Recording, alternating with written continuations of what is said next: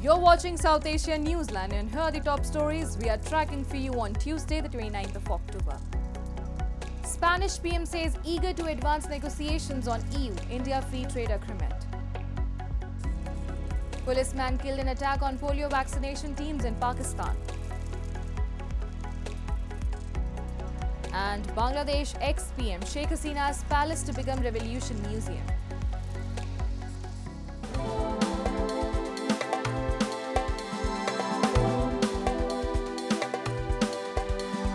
Now for all the details. Spanish Prime Minister Pedro Sanchez, before returning back to his country on Tuesday, said that Spain would be eager to further advance negotiations on a free trade agreement between India and the European Union.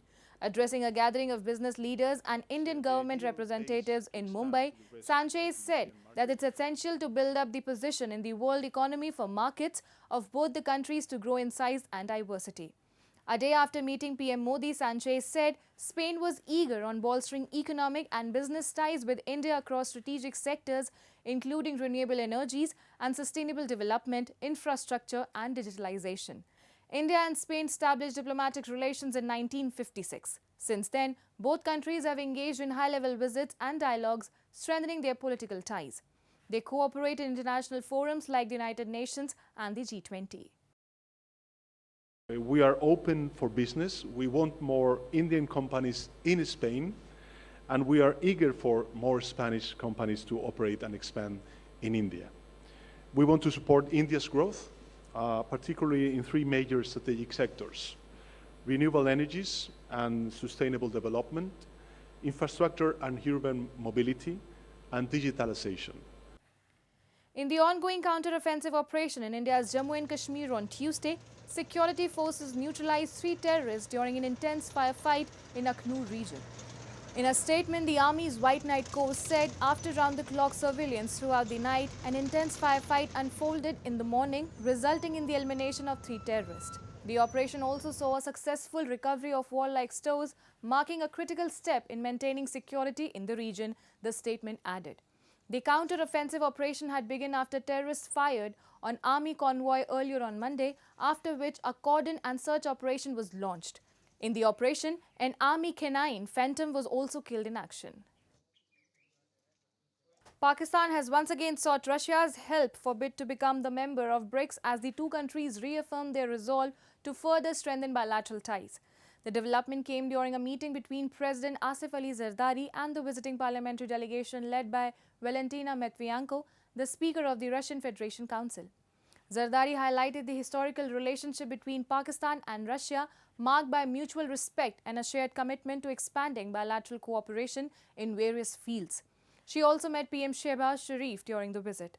Pakistan had applied for BRICS membership last year in November. BRICS, the group of major emerging economies, is named after Brazil, Russia, India, China and South Africa. The Russian speaker emphasized that her country accorded priority to its relationship with Pakistan and expressed confidence that her visit would further enhance bilateral cooperation. Meanwhile, at least one policeman was killed in Upper Orakzai in Pakistan's Khyber Pakhtunkhwa on Tuesday as unidentified gunmen attacked a health office where polio vaccination teams were gathered, reports have suggested. 2 assailants were killed in the incident, Reuters reported, citing sources. In a similar incident in September, a polio worker and 1 policeman escorting him were shot dead in Bazaar tribal district.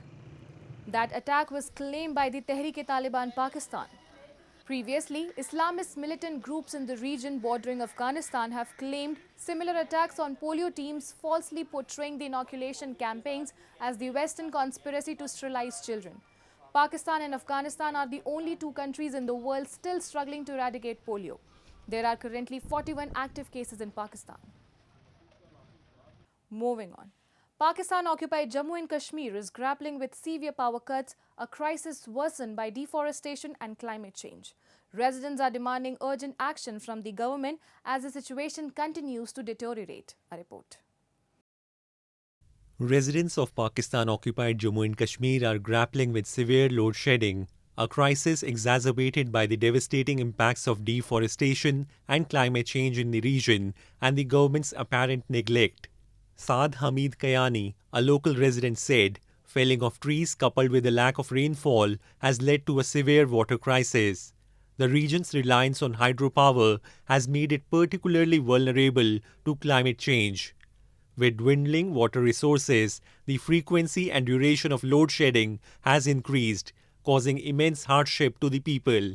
जंगलात का रकबा है जो वो कम होते जा रहे हैं, दिन ब दिन नए पौधे लगाए नहीं जा रहे और पुराने जो है उनको बेद रहे, उनका कटाव भी जारी है और साथ में कुछ जो हैं पौधे वो आग लगाने की वजह से भी वो जल जाते हैं। तो इस टाइम पे सबसे जो ज़रूरी काम है, चूँकि हमारा कश्मीर में हाइड्रो पावर सिस्टम है और उसके साथ ही सारी बिजली बनती है, तो उसके लिए तो पानी का होना वो अशद ज़रूरी है, लेकिन पानी भी कम है और उस वजह से जो है ना बिजली की बहुत ज़्यादा लोड शेडिंग है और लोड शेडिंग की वजह से हर बंदा परेशान है। Kayani further pointed out the stark contrast between the government's apathy and neighboring India's proactive approach to renewable energy. कि सोलर पैनल भी कोई चीज़ दुनिया में है जिसके ऊपर भारत ने अपना 2030 तक मुकम्मल अपनी आधी बिजली शिफ्ट करने का अंदिया दिया है कि आधी बिजली जो है वो सोलर पैनल से प्रोड्यूस करेगा और उसके बाद इलेक्ट्रिक कार्स और सोलर पैनल्स वाली कार ही जो है वो मुतारफ़ भी करवाएगा। जबकि हमारी हुकूमतों को अभी तक इस तरफ कोई तवज्जो ही नहीं है, उनको अभी तक अपनी जो सियासी मामलात हैं उनमें ही लगे हुए हैं। The people of POJK are urging the government to take immediate action, but without urgent intervention, the region's future remains bleak, threatened by both energy shortages and environmental degradation. Sri Lankan cabinet spokesperson Vijitha Herat on Tuesday refuted claims made on social media suggesting fresh loans were obtained by the Lankan government. Addressing the weekly media briefing, Herat said no new loan was procured by President Anurakumara Dissanayke's administration and that the Central Bank of Sri Lanka follows standard procedures issuing new securities upon the maturity of existing ones. He also refuted the claims that new currency notes amounting to 1 billion Lankan rupees were printed by the central bank. He said if the money had been printed, President Dissanayake, who also holds finance portfolio, would have signed the notes, but no such notes were signed by him. And the residence of Bangladesh ousted Prime Minister Sheikh Hasina will be turned into a revolution museum, Muhammad Yunus-led interim government has announced. The decision was taken following the visit by Yunus to the battered Gana Bhavan Palace, the former official residence of the Prime Minister. The residence was stormed during the August 5 protests, moments after Hasina left the bungalow for her safety from the mob. The museum should preserve memories of her misrule and the people's anger when they removed her from power.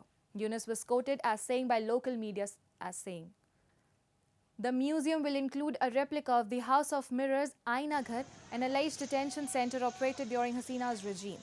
The South Asian nation was ruled by Sheikh Hasina for 3 straight terms before she was ousted during an uprising in August 2024. Following her ouster, her arch foe and the country's only Nobel laureate was sworn in to lead an interim government." That's all in tonight's edition. We will see you same time tomorrow. Good night.